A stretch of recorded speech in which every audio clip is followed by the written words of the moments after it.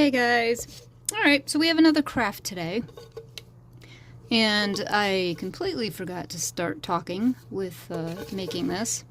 So what I did was I just took, and you saw it, I took this Dollar Tree, actually I think I got this at Family Dollar, tile, and glued it around this can. It's a bigger can that you would get like diced tomatoes in, kind of thing. And then I painted it with the Tuscan red chalk paint from Home Decor. So what I did is I wrapped it around. I painted it with the Tuscan red, and then I went over it with some glue and cinnamon. And that's going to make it look like, you know, there's rusty spots on it. And I really wanted to rust this up. I wanted to have quite a bit of the surface covered by the rust look, because I am going for a very old style here. Okay, so this is mostly dry. So I'm going to come in with my antiquing wax from Waverly, and I'm going to just kind of go in some of these areas, a little bit on the rust. I want to like give it some dimension, because rust isn't just one color. You get different colors in it. So I'm gonna take probably this. This is just like a stenciling brush, which I never use for stenciling. I use it for stuff like this. And I'm just gonna dab it. And I am kind of dabbing. I don't want to wipe, because that's gonna give me the brush marks that I don't want. I want this to look more natural. And dabbing it, although obviously more work, just kind of does that.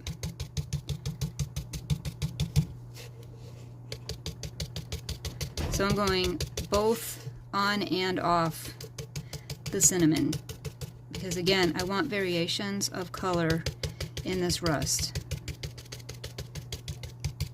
You can just see by dabbing it and you're picking up some of the cinnamon, it's just making it look even more aged. So I want to like be heavy-handed in some areas, not so heavy-handed in others. I'm going to kind of blend this a little bit, just a little, don't go overboard. See, kind of took a little bit off, that's fine. I am going to go over this again after with a little bit of black, again just for that variation of color. So just do this all the way around until it's done. Alright, so as you can see, I've just got it in random places, both on and off the cinnamon. I just go through to make sure I got it in all the areas. So what I'm doing next is the ink pad isn't going to work over this whole thing just because of everything that I put on here. You're going to get, this stuff's going to come off on here, but it will work on these edges. So that's what I'm going to do with this. And then I will use my ink chalk paint by Waverly to come in and just kind of dab. Yeah, so it's working a little bit, but it's getting it all over the pad, and I don't really want to do that. So I am just going to kind of do these edges, because this thing works great for edges. Alright, and then I'm going to grab my ink by Waverly and do the same thing. Just remember, this is black, so it is, you know, dark. So we don't want to go too crazy with it. We just want to like put it in some areas that you would see with the rust. See, you can see that? It looks good like that. I like to get it sort of in the crevices of these, where you would see a darker, you know, things would be darker. So just rub my finger around it. You'll take some of it off, which is fine, which is what I want.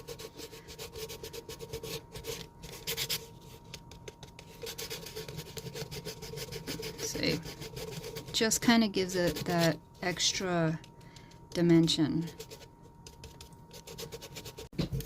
Alright, as you can see, it is done to my liking. If you don't like this distressed look, don't do it. Just paint it white or whatever you want to do. You don't have to do it. I just like the dimension. I like the pattern in the bottom. I like the little bit of color coming through that red. You've got the cinnamon that looks like rust, the black. I just like all of the dimension it gives. So what I'm going to do now is actually go over this with Mod Podge and seal the whole thing.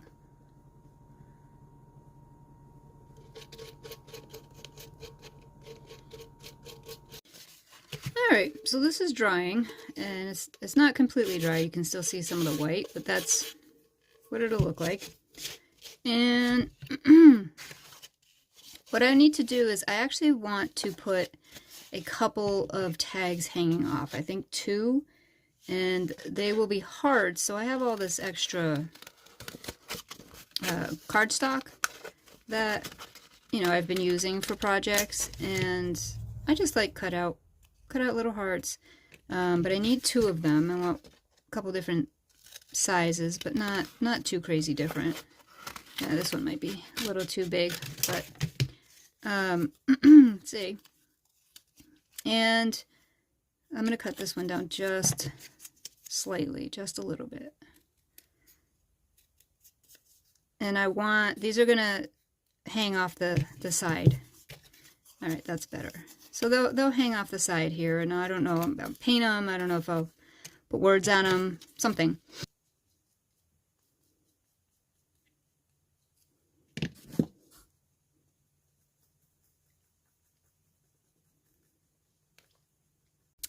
Alright, so now we are going to let that dry, and in the meantime, I'm going to do a little bit of a reverse paint technique that we are all used to. We're used to, you know, painting on lighter and going in with darker. I'm going to do the opposite. I'm going to paint darker on here and go in with a red. I'm going to see how that works. I think if I do it properly, I can get it to show up. I don't want it extremely red. I just want you to be able to kind of just barely see it, know something's there. It's got a different texture, look to it.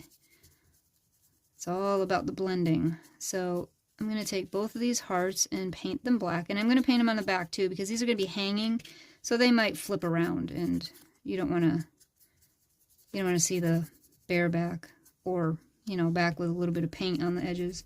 So that'll dry pretty fast. Chalk paint dries pretty quickly. And then I'm going to take the same paint, the Tuscan Red, that I took, that I put on the can, and I'm going to put it on a little bit, and I'm not even going to clean the brush. One thing with the Tuscan Red is it's got more orange undertones in it, so it's not like a bright red. So if this doesn't work, because this is a darker one, I will move to a different one. But I'm going to try to see if I can get this work, because it is the same color that's on the can. And like I said, I don't want this crazy dark, or light, I should say. I don't want it showing up. Like, you can just see it. Do you see what I'm saying? You can just see it. So now what I'm going to do, I think that looks really cool. It looks like when you rub it, looks like there's like some raised edges. And actually, you know what I think I'll do is I'm going to rub this and the can with a little bit of the metallic that I have. So this one is iced espresso. This one is black shimmer. Now we have a lot of black in this, so the black shimmer would probably work pretty well. I'm going to test it on the back side to see. I don't use this one all that often, because the majority of the stuff that I make is, you know, warmer colors, and this is a cooler color. So I think that I'll probably stick with the other one. It doesn't look bad, obviously, but if I put it up to the can, it doesn't go, because we have the rust look in here, so that's where the brown's coming in. So I think I'm going to go ahead and stick with the iced espresso, because that, and to my eye, goes better than the black shimmer. So what I'm going to do is actually just go over this. And I might just repaint that, I don't know. But so I'm just going to go over this a little bit with it.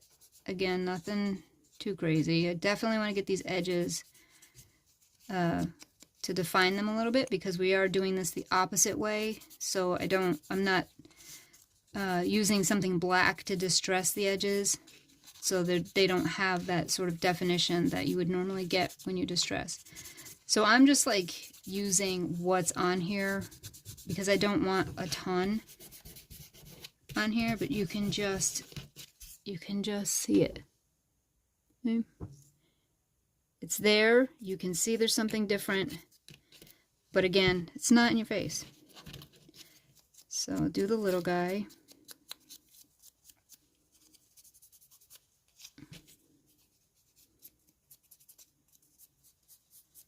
Like that, and then kind of just swirl it around. And there you go. You've got these two shimmery little hearts. And I think I'm gonna go ahead and do some of this on the can. So now what I'm gonna do is just finish going around the can with this luster just on the high points, just these high points that are raised. And I do this on a lot of my projects just because it just brings it out and it looks really nice. It doesn't have to be perfect. You don't have to get it on every single surface.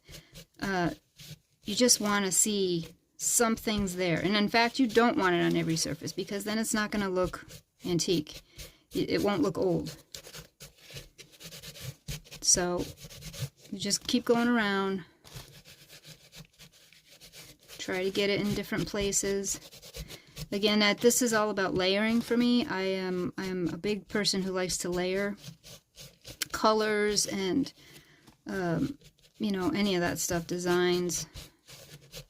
I just think I just think it looks good. The more layers, the better. I mean, obviously, you probably can't do too much, but I haven't found that issue yet.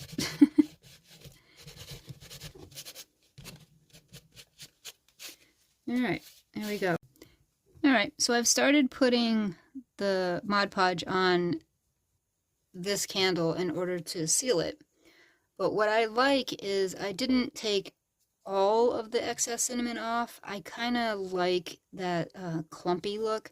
So you've got like pieces of the cinnamon coming up that get mixed with the Mod Podge. And it just gives it this, like, I don't know, old clumpy kind of look. It's not necessarily like dripping, like if you were to light a candle and it was dripping, but it just gives it that style that it looks older, so it matches the rest of the project. It is a thin taper, so it's, you know, it's not big. I want it to be noticed, but not like take over. So I am going to go over this with black as well once it's dry. So while that dries, I am going to go ahead and mark where this is going to go in here. Try to get it as much in the center as I can. I'm just making an indent with the bottom of the candle, you can see. And it makes it a little bit easier for me to push this in. So I'm like filling this cavity, like it's halfway full here, because it is going to come out and spill out a bit. Alright, so we're going to start just kind of placing this and seeing where to go, where to put it. It's not as big of a deal for the center, because this one we screw in, so it's, you know, all you gotta do is move stuff around a little bit. So I like the moss. Alright, so we are going to, these ones don't stick very well, so we're probably gonna have to glue them, because you can't, I mean you can. Alright, well maybe we can do that.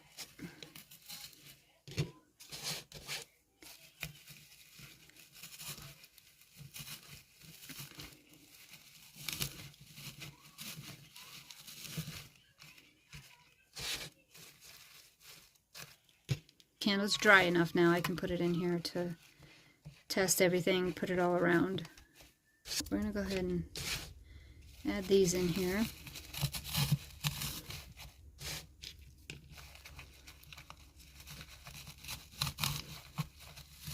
Alright, that looks pretty full.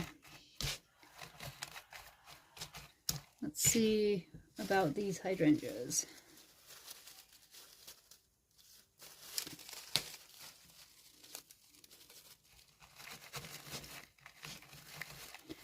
Some of you might think this is more of a fall thing. It's not for me. I don't think of it that way. These are my colors year-round.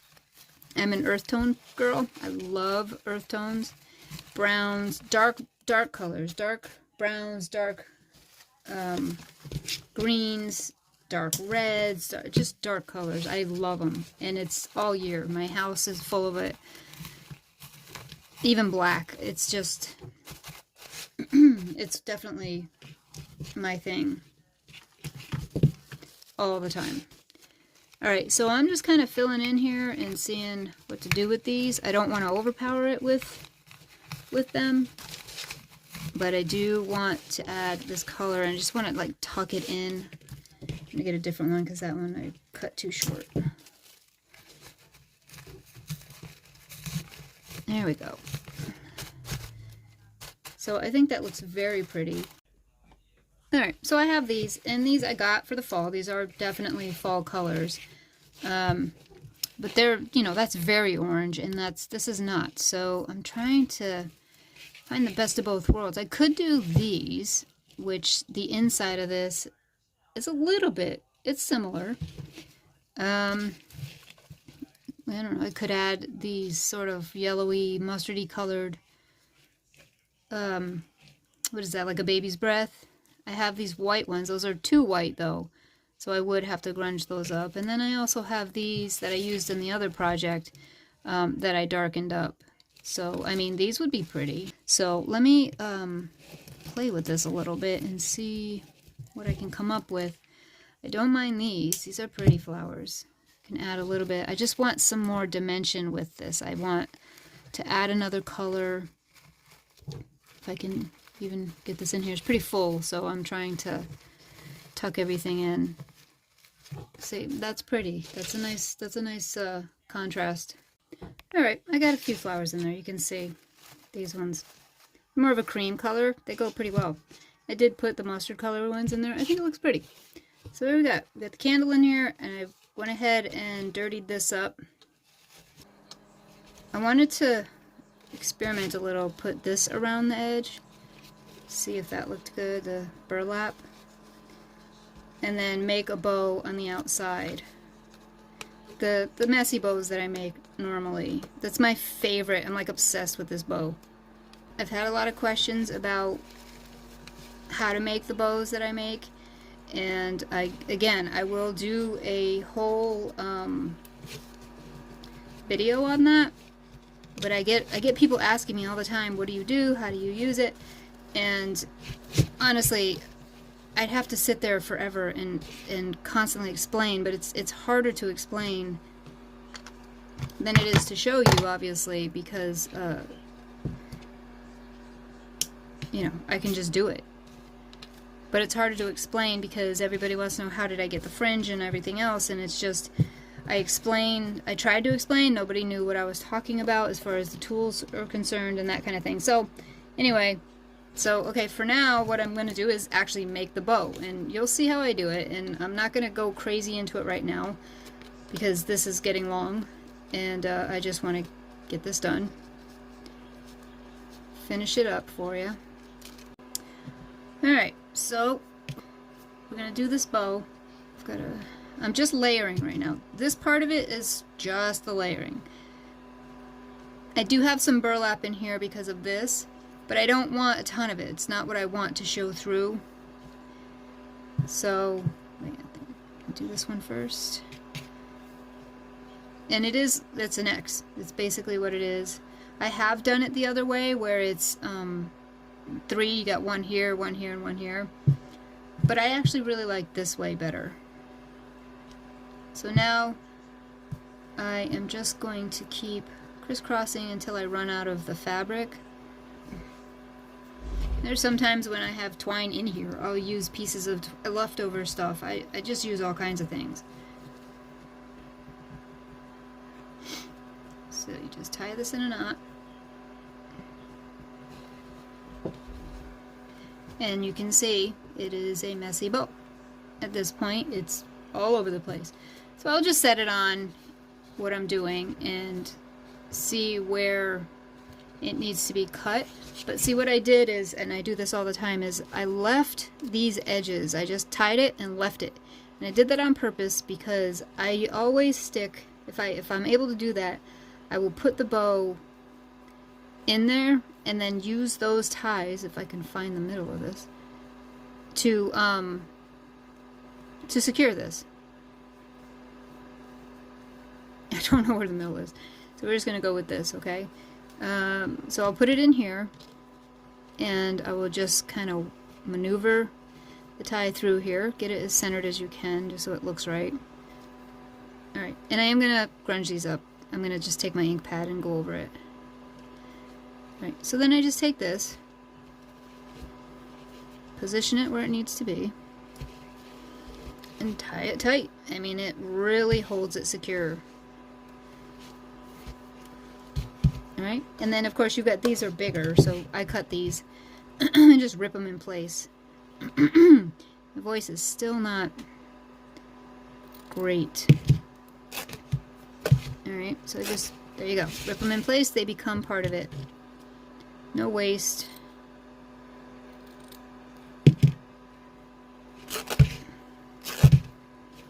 Alright, so now we have this jungle of a bow that we are going to need to trim down. So I just start trimming. Trim little at a time so you're not cutting everything off and then all of a sudden you're like, oh no, I don't have enough. I'm going to cut this burlap too. Some of this might fray and come apart, and that's okay. Let it. It's all part of it.